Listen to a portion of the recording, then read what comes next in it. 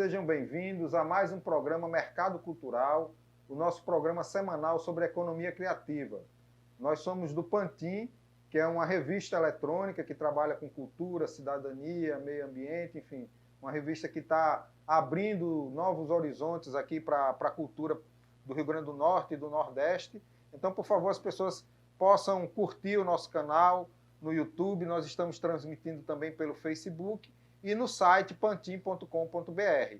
Então, bem-vindos a mais um Mercado Cultural e hoje nós vamos estar conversando com Sivanaldo, que é um colecionador e um marchand de objetos de arte. Então, nós vamos entrar um pouco nesse universo, né, dos objetos de arte, no entendimento desse mercado, da comercialização, né, de antiquários e um pouco mais. Ele vai falar um pouco também da história dele, da caminhada dele na cultura e nas artes, tá? Então seja bem-vindo, Sivanaldo, é uma alegria tê-lo aqui. É um prazer, o prazer é meu.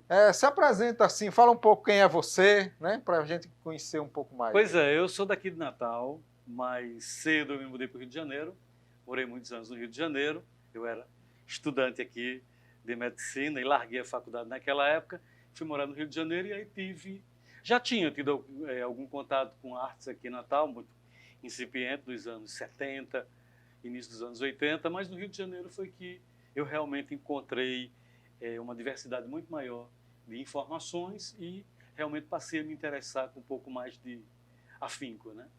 Mas não trabalhava com isso ainda. E aí, o Rio de Janeiro, você começou a... No Rio de Janeiro eu fui trabalhar na hotelaria, né? Sempre trabalhei na hotelaria. Você trabalhava em quê na hotelaria? Eu trabalhava na parte de hospedagem, era recepcionista, auditor, né? Trabalhava com essa parte. E trabalhei alguns anos no Rio. Voltei a fazer faculdade no Rio de Janeiro, só que dessa vez Direito.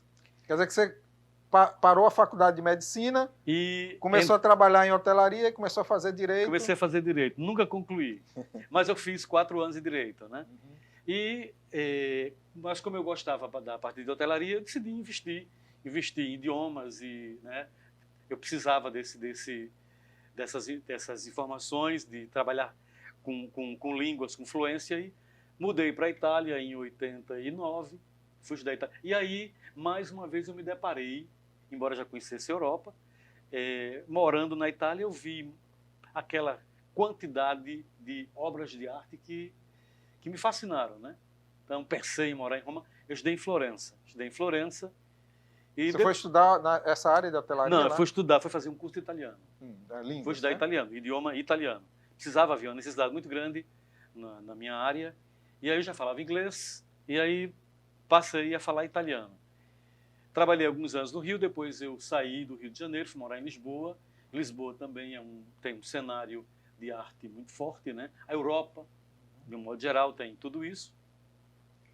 E de Lisboa, fiquei morando aí uns 1 ano e meio, 2 anos em Lisboa. De lá fui morar nos Estados Unidos. E eu fui trabalhar na parte de hospedagem, mas em navio. Fiquei uns 3 anos e depois... Naqueles navios de cruzeiro. Eu trabalhava na parte de... Eu fui sommelier, que era servia vinhos, e como bar waiter, que servia bebidas, né? Parte sempre de bebidas. E quando eu cansei dessa aventura toda, eu decidi voltar para o Brasil, para o Rio de Janeiro, mas eu não me adaptei.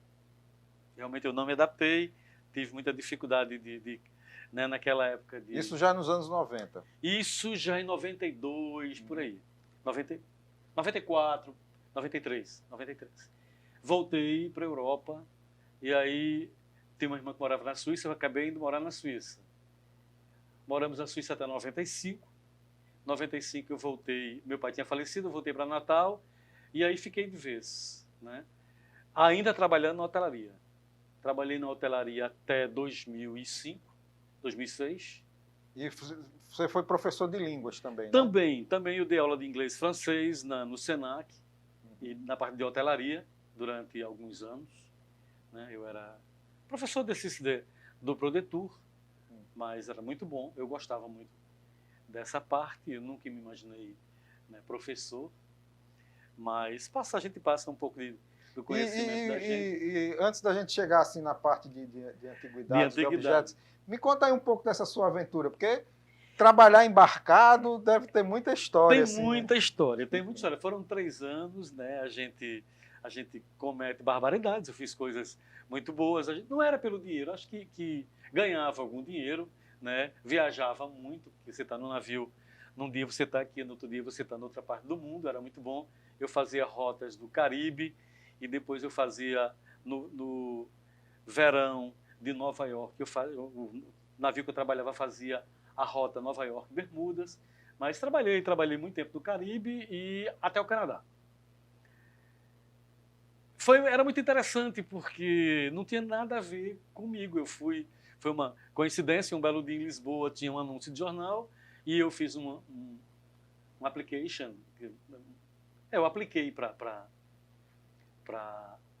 eu mandei meu currículo e fui lá fazer uma entrevista e fui contratado quase que imediatamente.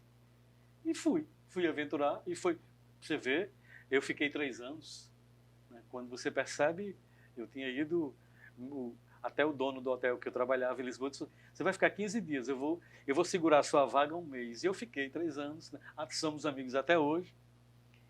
E tem muitas histórias na hotelaria, porque eu comecei como barwaiter, eu servia bebidas, e com alguns meses depois, um gerente lá decidiu que eu ia ser promovido e eu fiz um curso de wine steward, quer dizer, escansão ou enólogo, a gente faz cursos lá dentro mesmo, e eu servia vinhos. Né? É muito cansativo, é um volume de trabalho muito grande, a gente ganha legal, dá para a gente se divertir um pouquinho, mas não era o foco, nunca foi dinheiro. Não é. Nunca foi dinheiro, eu me divertia muito. Né? Claro que a gente tem 3 anos, você tem muita presepada, muita coisa que talvez não dê nem para contar aqui. Porque a gente tem... É muito engraçado, a gente é muito natural e a gente faz muitas amizades. Eu tenho amizades até hoje, dessa época do navio, que foi no início dos anos 90, 91, 92. Legal. E com certeza isso aí foi trazendo para você todo um universo cultural, um arcabouço cultural. Foi, porque você encontra muita gente e as pessoas discorrem sobre tudo e você vai aprendendo, você aprende muito, né? Na realidade, eu lembro perfeitamente que da primeira vez, eu morava no Rio, que eu fui para uma feira de antiguidades. Eu tinha ido a uma feira de antiguidades de Natal, no Palácio dos Esportes. Não tinha antigo, uma coisa de 50 anos, 70 anos. No Rio de Janeiro, eu passei a ver peças de 300 anos, de 400 anos. Quando eu chego na Itália, eu vejo peças de 1000 anos, 1200 anos, 1500 anos, 3000 anos. Então, assim, isso é enriquecedor, né? Quer dizer, no meu universo de achar que a antiguidade era só o tempo do meu avô, vai muito mais além, né? Então, você começou com os objetos de arte como um colecionador? Foi. Na realidade, foi. No início, eu nem podia comprar nada, porque eu achava tudo aquilo muito caro. Eram peças valiosas, meu bolso realmente não contemplava. Mas um belo dia eu decidi fazer um sacrifício e comprei. Até hoje eu tenho as 2 peças que eu comprei no primeiro momento. Quais são as peças? São 2 vasos miniaturas de Limoges, em porcelana francesa de Limoges, eu achava muito bonito. Aquela era a minha referência. Na realidade, eu queria comprar um jogo de chá em porcelana, porque eu gosto muito de porcelana, austríaco, dos anos 1900, do período da Belle Époque, o período Art Nouveau. Mas custava uma fortuna em dólares. Impossível. Depois eu comprei.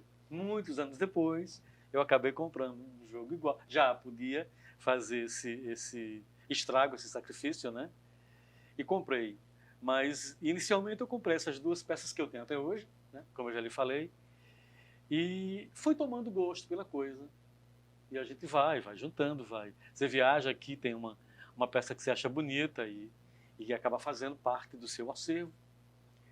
E depois que eu abri loja, tudo se perde, né? Porque a gente coloca para vender mesmo, aparece uma pessoa interessada e aí já foi sua. Vai desapegando. Vai desapegando. É um exercício de desapego diário, né?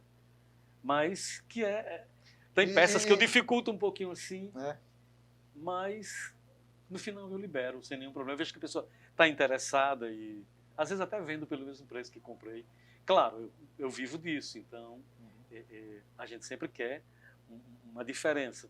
Mas eu já vendi muitas peças que eu comprei e a pessoa estava interessada e eu decidi que não, tá bom, pode levar, sem nenhum problema. E sou feliz com isso. A pessoa também ficou feliz e eu acho que isso é o que importa, né? Claro. Então, aí você estava falando que você morou um tempo no Rio, voltou dos Estados Unidos, morou no Rio e veio para Natal, não é isso? Vim para Natal. Não, foi para a Suíça e voltou Foi. E veio para Natal. Então, e aí em Natal você já era colecionador? já era colecionador. Uhum. Desculpa, João. Okay. Já era colecionador. E eu trabalhava na hotelaria e perdi meu emprego em 2005. Em 2001, eu fui morar em Brasília, fui transferido para Brasília e já tinha muita coisa, então eu não tinha como levar aquilo para Brasília. Eu disse, bom, vou ter que vender. E aí eu chamei uma pessoa, disse, olha, eu vou ter que me desfazer disso, disso, disso, e deixei um acervo bom na mão dela. Fui vendendo, e aí eu vi que havia uma diferença do valor que eu tinha comprado. Eu não tinha eu não tinha o comércio no sangue, né? A minha vida inteira eu trabalhei para empresas privadas, e eu digo, não, eu vou vender. Eu vi que tem essa diferença que podia fazer algum dinheiro, que eu podia, nunca pensava em viver disso. E eu fui morar em Brasília e vendi quase tudo e disse, eu não vou mais comprar nada.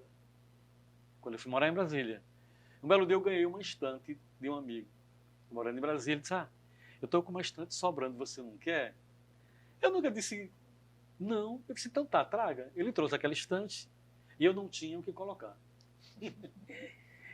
E aí, eu tinha algumas coisas ainda aqui em Natal, que eu não vendi tudo.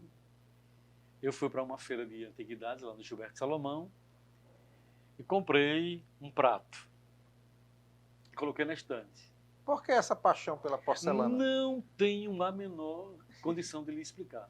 É natural, eu olho, acho bonito e acho que posso ter.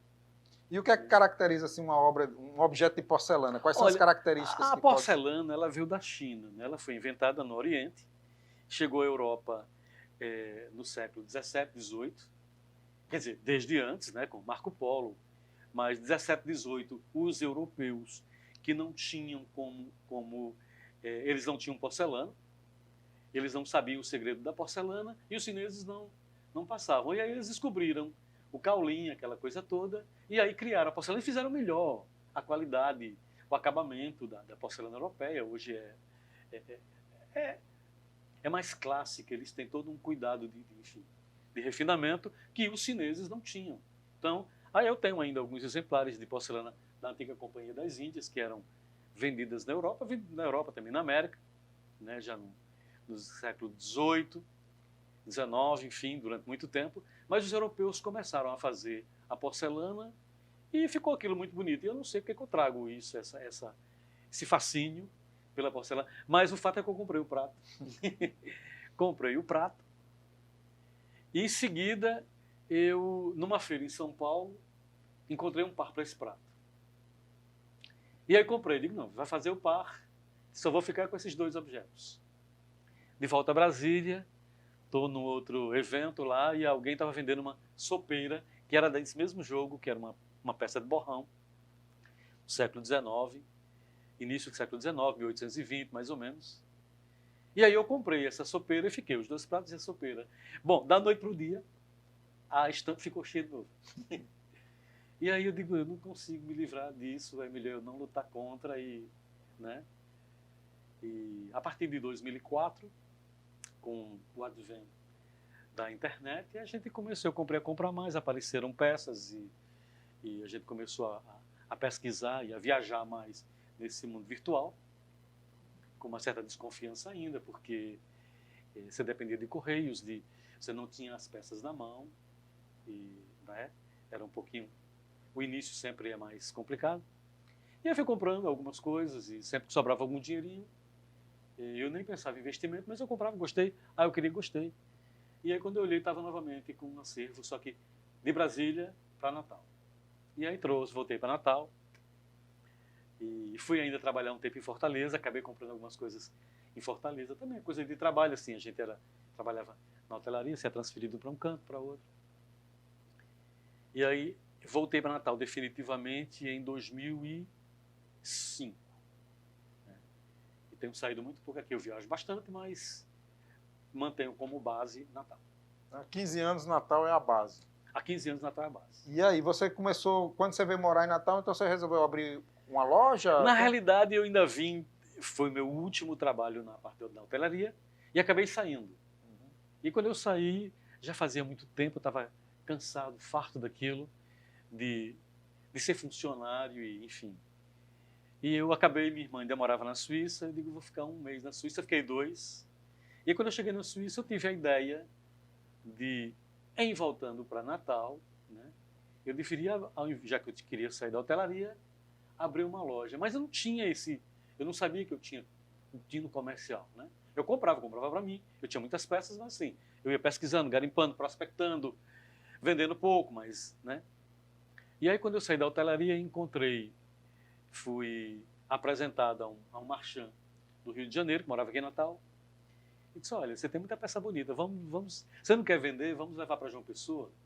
E aí acabei começando a frequentar uma feira em João Pessoa, umas galerias de arte em João Pessoa, e as peças foram saindo, e meu acervo foi diminuindo, e aí eu fui ficando desesperado, porque eu digo, não, eu tenho que comprar mais. E aí comecei a frequentar Rio, São Paulo, Buenos Aires, ir uma vez por ano à Europa, né? Eu tenho ainda alguns contatos, alguns amigos, e aproveitava para passear também, né, que ninguém é de ferro. E aí assim, eu fazia uma vez Europa no ano, depois eu ia São Paulo, ia Montevidéu, ia a Buenos Aires, E a esse Santiago. é um circuito de feiras. É um circuito de feiras, né? Essas feiras são periódicas, né? São. Lá em São Paulo é na Tem Benedito várias, Calixto, tem né? várias. Em São Paulo a gente tem no MASP, Uhum. que é na Paulista ali, no Vão Livre do MASP. Que é o A domingo, dia de que domingo. é aos lá. domingos, né? Agora não está tendo. Uhum. A gente tem na Benedito Calixto, Calixto, ali em Pinheiros. A gente tem no Bexiga, que é conhecido aos sábados e aos domingos também. Tem o MUBI, a Feira do MUBI, que fica nos Jardins também. É um material mais selecionado, mais valioso. Enfim, vamos dizer que é tem um upgrade, uhum. né? Tem peças mais interessantes. São assim. peças mais interessantes, até porque o MASP, nos anos 80, porque eu morei em São Paulo nos anos 80, a primeira vez, 85, 86, e a qualidade de peças era infinitamente melhor, você via. E aí depois parece que as coisas vão sumindo, e hoje você vê, nem tudo é bom, tem muita coisa, tem muita réplica, nem todo mundo conhece nada. Então, assim, para a gente que tem um cuidado maior, que tem uma convivência maior com as peças, a gente consegue distinguir uma peça original, uma autêntica, de uma cópia, que as pessoas que não têm isso, em qualquer mundo, o mundo das artes também tem, lamentavelmente tem isso, né? Você não ia ser privilegiado de... E você encontra, hoje, encontra muita cópia. Então, por isso que tem que pesquisar bem, que olhar a fundo. E esse conhecimento, como é que você adquire esse conhecimento? Olha, assim, o fato de conseguir hoje falar algumas línguas e ler em algumas línguas diferentes, a internet está aí e a gente tem essas janelas abertas, né? Então, e ler em alemão, inglês, francês, ajuda bastante. Então, quando eu quero uma peça, eu vou e procuro na língua original. Normalmente, as peças mais valiosas, claro que a gente tem muita peça nacional que tem valor, não é isso? Mas você tem as peças mais clássicas, que são muito procuradas. A gente vai nos sites franceses, nos sites alemães, nos sites ingleses. Eles cultuam isso de longa data, né? Então você tem essas referências que facilitam a compreensão e a descrição das peças. Às vezes aparece uma peça aqui. Já aconteceu de eu comprar uma vez numa feira em Paris. Eu não conheci uma peça, o cara me mostrou um armário de uns vasos lá, caríssimos, muito caros. Eu não tinha dinheiro para aquilo, mas eu achei muito bonito, e ele me explicou aquilo tudo e bacana. Eu não ia comprar porque eu não tinha dinheiro. Anos depois, eu estava em Curitiba, andando numa feira, e eu vi uma peça interessante, eu digo, achei bonito. E aí, mas eu não lembrava, eu sabia que eu já tinha visto em algum lugar, eu não lembrava exatamente de onde. Já rodei muito, já vi muita feira, né? No mundo inteiro. E aí eu digo, eu vou levar. Ela estava num preço bem acessível, eu achei bonito. E eu sabia, minha alma detectou que aquilo tinha valor, né? Eu não tinha ainda a ideia exata, precisa, do que seria aquilo. Eu sabia que era um vaso europeu, em esmalte. E aí trouxe para casa, acabei esquecendo. Trouxe para casa, no meio de outras coisas que eu tinha comprado. E um belo dia, eu vou pesquisar esse vaso. E aí saí.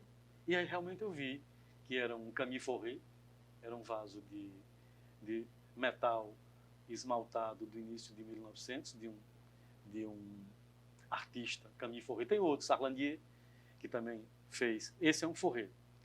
E era um Limoges de Fauré. Então, assim, para a gente é uma gratíssima surpresa, né? E outras coisas também. A gente, às vezes, o seu inconsciente, ele fica munido de informações, e um belo dia você vai passando, você consegue detectar. Você entra num antiquário, numa feira, num brechó, né, numa dessas casas que as pessoas dispensam. E aí, quando você olha, tem ali uma peça que vale algum dinheiro, que é valiosa, que é rara, que às vezes a pessoa que está vendendo também nem sabe. E às vezes a gente também não sabe, mas A intuição, a né? intuição, ela fica desenvolvida, ela é muito forte, né? Uhum. É exatamente isso. Você alimenta essa intuição com informações e um belo dia você cruza esses dados e detecta uma peça, e quando você vai ver, puxa vida, aconteceu isso mais de uma vez. Uhum. Então, aí você estava contando aí, vamos voltar um pouquinho na história, né? Que é Vamos. muito legal, vai e vem, eu acho Porque tranquilo. quando eu olho, eu viajo Muito legal. na maionese. E então aí você resolveu abrir a loja em Natal. Isso. Era onde a loja? Era em inicialmente? Ponta Negra. Ponta Quando eu voltei da Suíça, que eu sabia que eu queria mexer com isso, mas eu não tinha condições de abrir a loja, até porque eu precisava de grana e eu achei, e comprar uma loja não. Então eu decidi alugar. E aí vendi, me capitalizei com algumas coisas e decidi alugar ali no Villarte. Como era o nome da loja? Era Montparnasse Antique. Montparnasse. Já era Montparnasse Antique. E aí decidi... Na realidade, era Brocante Brasil. Brocante porque as lojas de peças utilizadas na França são chamadas de brocante, né? Os brocantes, que são onde eles dispensam, seria um brechó, o equivalente a brechó, é um brocante. E aí eu coloquei Brocante Brasil, porque tinha só referência europeia, mas era aqui no Brasil. E abri a loja em Ponta Negra, fiquei 1 ano, e a gente fazendo feira, um belo dia, Vera, do Sebo, nossa colega. Já entrevistamos a Vera aqui. Já entrevistou a Vera aqui, não é? Pois é. A Vera falou que tem um espaço aqui disponível. E ela disse, você não vai dar uma olhada? E insistiu. E eu estava bem, estava lá, a lojinha montada. Mas ela disse, olha, a gente já tem, o mercado lá está com uma tendência cultural muito forte. Só eram 2 lojas ou 3 ainda. Era o sebo dela, tinha o Jairo, que tinha um outro sebo aqui, já há bastante tempo. Já tinha, algumas pessoas tinham colocado loja, fechado, mas ainda era muito forte a parte de verdura, de açougue, de peixaria, não tinha, né? Essa cultura ainda não estava. E eu vim olhar finalmente a loja e acabei mudando para cá. Uhum. Acabei mudando para cá. Qual foi o ano? Foi 2007. Uhum. 2007. 2007, 2008. Não, foi em 2007, 2008. Eu já vou fazer 13 anos aqui. 2007. Uhum. E estou aqui até hoje. Deu certo. Montparnasse. Montparnasse. Isso. Antique. Antique. Por que esse nome? Montparnasse é um bairro em Paris que eu gosto muito. Já faz tempo que não vou lá, mas sempre que eu ia a Paris, que eu podia, eu dava um pulinho. Eu acho bonito o nome, acho bonito o bairro. Para mim, né? É coisa muito pessoal. E quando eu decidi colocar o nome da loja, eu queria fazer referência a alguma coisa. Não queria que ele fosse nada de americano, de não sei, né? Eu digo, não, vai ser uma coisa mais refinada, vai ser uma coisa que tenha simples, né? É um bairro, não é um bairro chique, é um bairro. E Montparnasse Antique. E tinha um restaurante lá que eu acho muito bonito, da época do período Art Nouveau, Belle Époque, que é 1900, anterior até os anos 20, que começa o período Art Déco. Uhum. O período Art Nouveau, eles têm um restaurante que é Montparnasse 1900. E eu acho aquele restaurante, até hoje, acho que está aberto ainda sobrevivem. Eu achava muito bonita, a decoração muito bonita, e eu achava que tinha muito a ver com as minhas peças, com o que eu tinha, né? E eu digo, não, eu vou dar esse nome, e ficou. Montparnasse Antique. Mas faça seu comercial aí, fala um pouco aí da loja. Pois é, a loja eu trabalho com tudo, eu não trabalho só com porcelana. Depois de porcelana eu decidi que a gente poderia trabalhar com outros materiais. A gente tem quadros, a gente tem esculturas em madeira, em bronze, pouca, prataria, a gente tem algumas peças em cristal, a gente tem algumas peças assinadas de artistas, de designers famosos, peças universais, né? Coisas antigas de Sendos, Companhia das Índias, eu gosto muito. Vidros europeus, eu gosto muito eu gosto de coisa que quebra. Uma vez eu fui em Santiago e lá tem terremotos, né? E eu pensava, eu gosto muito de Santiago, um belo dia eu vou abrir uma loja aqui, porque eu acho aqui tão bonito. E aí fui comprar numa loja lá, tinha umas taças muito antigas, muito bonitas. Só que quando eu perguntei o preço, era assim uma fortuna, um absurdo. Mas por que tão caro? Isso aqui eu encontro fora, em outros lugares. Porque aqui tem terremoto, quebra tudo. Então a gente cobra muito. Então realmente assim, é verdade. Mas fazendo a propaganda da loja, eu estou aberto todos os dias, segunda a sábado, exceto quando eu estou viajando, que vou captar peças, e a gente sempre traz alguma novidade. Tem aqueles clientes que são bem fiéis e que gostam, a gente já conhece o gosto do cliente, então sempre que eu viajo, eu vou levar isso aqui para alguém, e a gente sempre tem aquele, né, você contempla o seu cliente, ele fica muito feliz, e a gente também, porque a gente consegue agradar. Tem um troquinho também, que não é muita coisa, né? Eu ainda faço feiras em Recife, João Pessoa, não está havendo nesse momento por conta da pandemia, a gente teve que suspender. Mas assim, a gente vai colocando as peças no mercado, vai prospectando, garimpando. Sempre que tem novidade eu ligo para os clientes. E passa teu telefone aí de contato. Meu telefone de contato é o 996550374. E eu tenho uma página no Facebook, que é Montparnasse Antique, também. Você encontra lá Montparnasse, Mon com T mudo, Parnasse com 2 S, Antique com S no final, mudo. Montparnasse Antique. Tudo junto. Na descrição do vídeo vai estar o link lá para sua. Perfeito, maravilha. Tá? E até pode editar, então. E aí você veio aqui para o mercado de Petrópolis e hoje é uma referência o mercado de Petrópolis, né? Porque ele tem... tanto que hoje é um mercado cultural de Petrópolis, né? Um mercado cultural da cidade, né? Inclusive, nós estamos fazendo uma série de programas com pessoas aqui do mercado cultural de Petrópolis, porque exatamente a ideia nossa é fazer essa divulgação aqui do mercado, né? Isso. Mas você falou assim das suas obras, do seu acervo. O que é que o público natalense consome mais e o que é que o público da internet, que você vende muito pela internet, né? Vendo alguma coisa. Existe uma diferença entre esses públicos? Existe. São conhecimentos e gostos, né? O pessoal de Natal gosta de peças mais clássicas, de artistas mais locais. Não adianta eu trazer um quadro de um artista famoso de São Paulo da Paraíba, porque eles vão procurar por artistas como Dorian Gray, Tomé, Assis Marinho. Então, são essas as pessoas que a gente vende. Eu trouxe alguns trabalhos de um rapaz de Recife. Eu vendo lá. Uhum.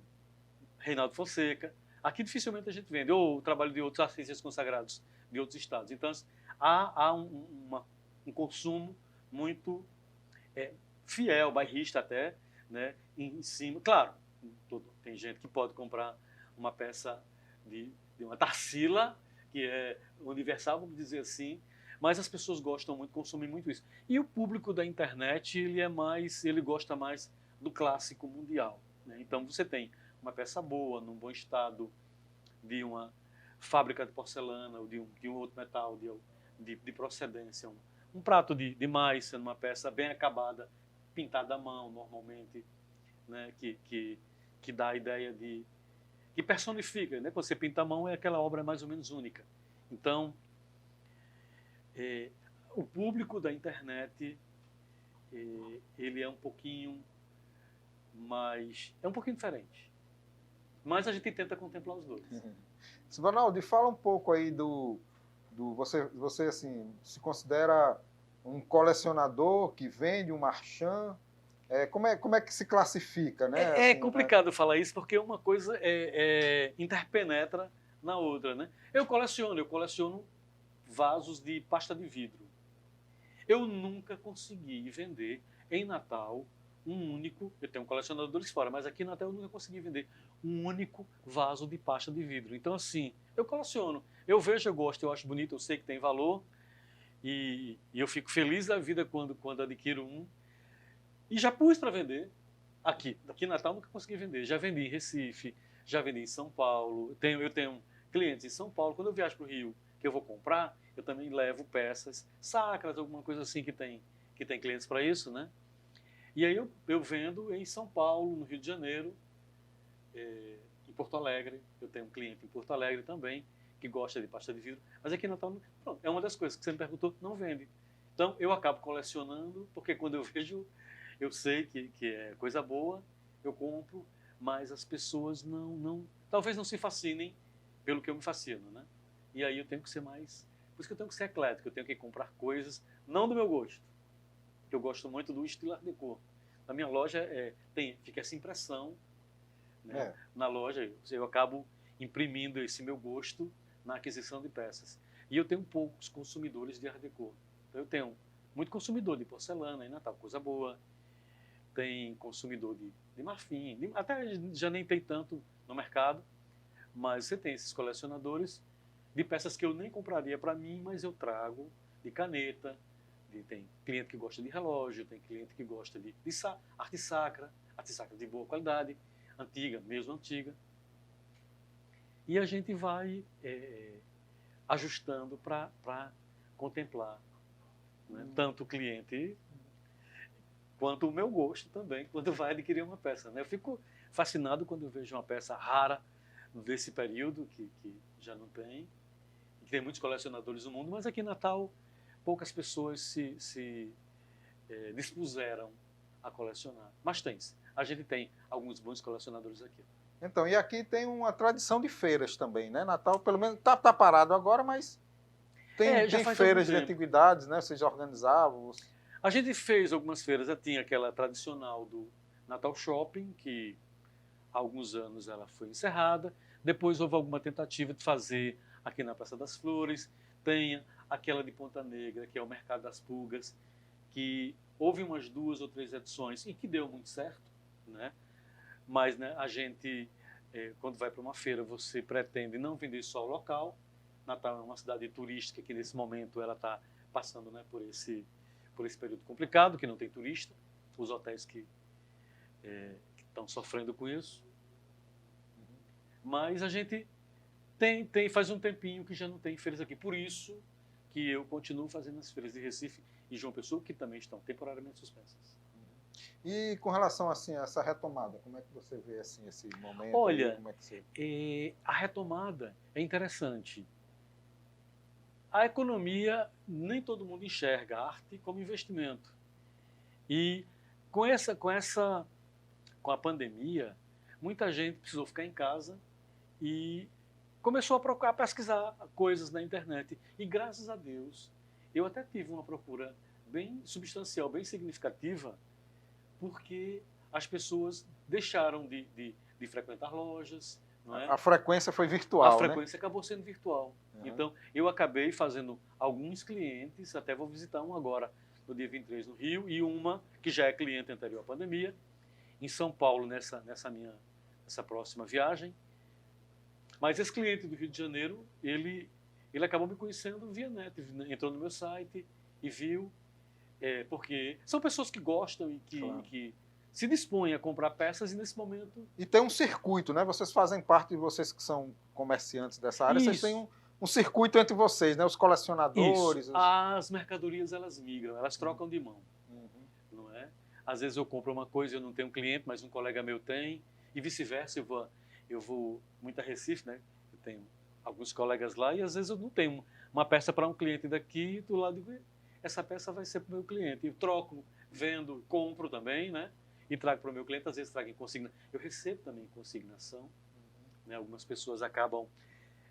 É a forma de você também captar peças. Né? Algumas pessoas querem vender, mas eu não tenho interesse naquela peça, porque ela não faz parte do meu universo de gosto. Uhum. E eu não tenho interesse de comprar uma coisa que eu não gosto, a esperar um cliente que eu desconheço.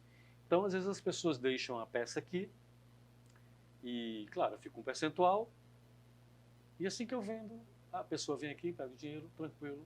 Legal. Não é? Então, Que bom, uma conversa maravilhosa aí, nesse universo das artes da antiguidade, é muito interessante. Eu trabalho com objetos de arte de objetos e antiguidades. De arte. Não só antiguidades, não dá para ser. Claro. Só antiguidades, a gente precisa de vender outras coisas também. Então, eu tenho peças contemporâneas, né, e novas, mas de designers consagrados, vidreiros de muita gente, claro, e artistas que já faleceram, que ninguém já tem, às vezes até um pouco mais valiosa porque já não vai mais pintar, mas a gente tem muita peça contemporânea que tem valor no mundo inteiro, né? Claro. A arte é apreciada. Claro, que bom, né? No mundo inteiro. E a ideia do programa Mercado Cultural, a gente está sempre favorecendo esse conhecimento, esse repertório e ampliando isso, né? Muito interessante. Então a gente conversa com o pessoal da literatura, da música, enfim, a ideia é a gente... Dos diversos canais. Porque a economia criativa é isso, né? Ela compreende vários aspectos. Exatamente. Então, muito legal, grato aí pela sua Foi um prazer, presença, à disposição, sempre que precisar pode chamar. Tá bom, beleza. Você quer falar alguma coisa mais? Eu acho que é isso. A loja fica aqui no mercado de Petrópolis, né? A gente abre todos os dias. Tenho colegas que vendem vinis, livros, tem outros antiquários também. E tem sempre alguma coisa interessante, né? Que às vezes você tem um jogo de chá que falta uma tampa, ou falta uma xícara, ou falta um copo de uma coleção, e você encontra essa peça avulsa e você completa seu jogo também, né? Então, não é só peça. A gente tem, às vezes, peça de reposição.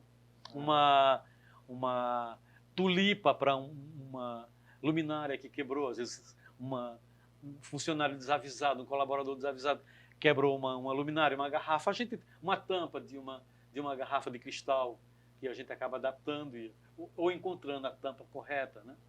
Legal. Certo? Beleza. Então, grato aí pela sua disposição. Nós estamos concluindo aí mais um programa Mercado Cultural. Quero agradecer vocês que estão aqui conosco. Peço que vocês possam divulgar o nosso programa, curtir nas redes sociais e mostrar para os amigos. E até a próxima semana. E aproveitem também para conhecer um pouco mais do Pantin, que é essa revista eletrônica de cultura. E nós estamos à disposição aí para conhecer, aprender e compartilhar um pouco mais sobre a economia criativa com vocês, tá bom? Então agradeço a vocês e até a próxima semana.